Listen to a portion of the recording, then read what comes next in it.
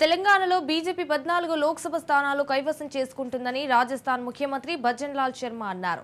మేడ్చల్ పట్టణంలోని సనాతన జాగృతి మంచ్ ఆధ్వర్యంలో నిర్వహించిన ప్రవాసీ భారతీయ సమ్మేళన కార్యక్రమంలో ముఖ్య అతిథిగా పాల్గొన్నారు.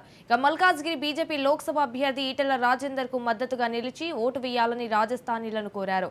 అనంతరం రాజస్థాన్ కు చెందిన ఆయా సామాజిక వర్గాలకు చెందిన నాయకులు ముఖ్యమంత్రిని ఘనంగా సత్కరించారు. కార్యక్రమంలో మాజీ ఎమ్మెల్సీ రామచంద్రరావు, జిల్లా అధ్యక్షుడు విక్రమ్ రెడ్డి, సీనియర్ నాయకులు నందారెడ్డి తదితరులు పాల్గొన్నారు.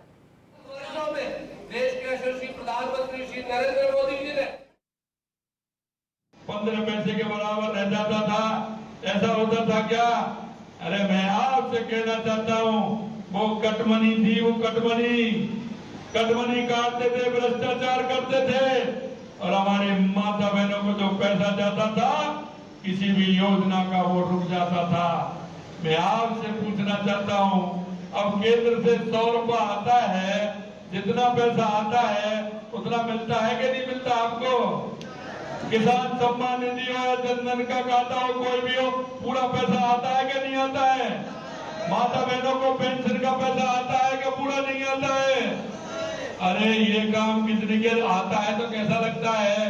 किसान सम्मान निधि का पैसा आता है तो लगता है ना, कैसा आनंद आता है।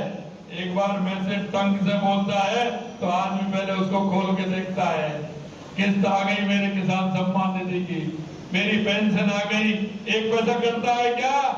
ये भ्रष्टाचार मिटाने का काम देश के यशस्वी प्रधानमंत्री नरेंद्र मोदी जी ने किया।